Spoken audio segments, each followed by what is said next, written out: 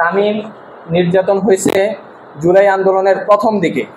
বাংলাদেশের সর্বপ্রথম ছাত্রলীগ কর্তৃক হামলায় আহত ভিক্টোরিয়া কলেজের তামিম। জুলাই যোদ্ধা হিসাবে তামিমের নাম নাই এবং গত 11 মাসে যে কলেজ প্রশাসন এখানে একটা বিষয় খেয়াল করেন, যে এখানে তামিমকে নিয়ে একটা তদন্ত কমিটি করছে। এই তদন্ত কমিটি কোথায় আছে, কোন পজিশনে আছে, এটা অধ্যক্ষ মহোদয় ব্যতীত তামিম বা তামিমের পরিবার অথবা আমরা যারা তাকে চিকিৎসার জন্য নিয়েছিলাম তাদের কোনো বিষয়ে আমরা কলেজ প্রশাসন আমাদেরকে জানাই। 2 নম্বর, এখানে আরেকটা বিষয় খেয়াল করেন, এই 2016 সালের 27 জুলাই 2016 আমাদের কলেজের নবাব ফয়জুন্নেসা হল থেকে 3 জন ছাত্রীকে ইসলামিক বই পড়ার জন্য জঙ্গি আখ্যা দিয়ে কলেজ শিক্ষকরা পুলিশের হাতে তুলে দেয় রাত 1টা বাজে।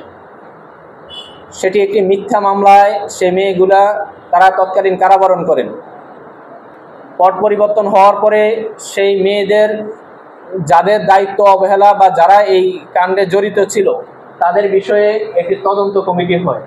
এই অফিস আদেশ, এই সংশোধিত আদেশ হয় 19/9/2024। কিন্তু কি বিচার হয়েছে সেটা গত 11 মাসে আমাদের ভিকটিম অথবা আমরা শিক্ষার্থী কেউই জানি না। ঠিক তেমনিভাবে এখানে একটি বিষয় খেয়াল করেন, সরকারি প্রতিষ্ঠান আপনি যদি 2 টাকা নেন আর 10 টাকা নেন, সেটা হচ্ছে রসিদের মাধ্যমে আদায় করতে হবে। 50 টাকা হোক আর 10 টাকা হোক, কিন্তু বিনা রসিদে এভাবে সরকারি প্রতিষ্ঠানে টাকা আদায়, সেটা দুর্নীতির শামিল।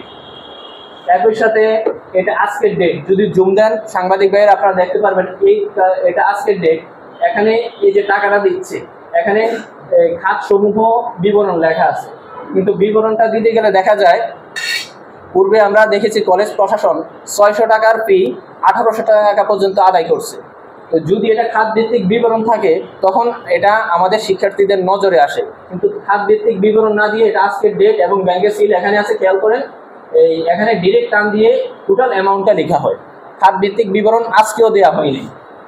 এবং এখানে আরেকটা বিষয় খেয়াল করেন, সরকারি অফিস এটা গণপ্রজাতন্ত্রী বাংলাদেশ সরকারের অংশ। আপনারা এটা অধ্যক্ষ মহোদয়ের কার্যালয়ের নেম প্লেট, পাশে লেখা আছে অধ্যক্ষ মহোদয়ের পক্ষে ছাত্রদের প্রবেশ নিষেধ। এটা কি বাংলাদেশের বাহিরের কোনো রাষ্ট্র যে শিক্ষার্থীরা অধ্যক্ষ মহোদয়ের কক্ষে প্রবেশ করতে পারবেন না?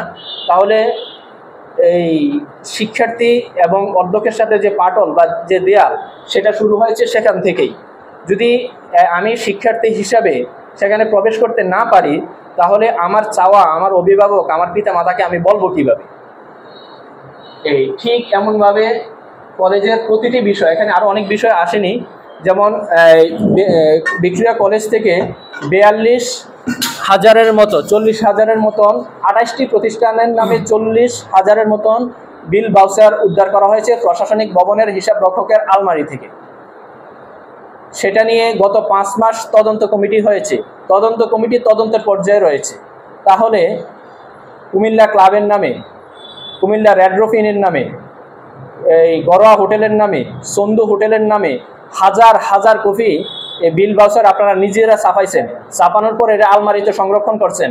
গত 2টা অডিট এইসব ব্লাঙ্ক বিল ভাউচার থেকে নিজেরা করে আপনারা গত 2-3টা অডিট করেছেন।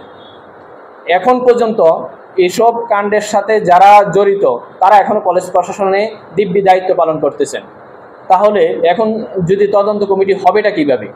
কারণ বিড়াল যদি আপনার ঘরেই থাকে তাহলে আপনি সেটা করতে পারবেন না। ঠিক তেমনিভাবে ভিক্টোরিয়া কলেজের গত 11 মাসে অসংখ্য সমস্যা আছে, সমস্যা সমাধানের জন্য আন্তরিকতা প্রয়োজন।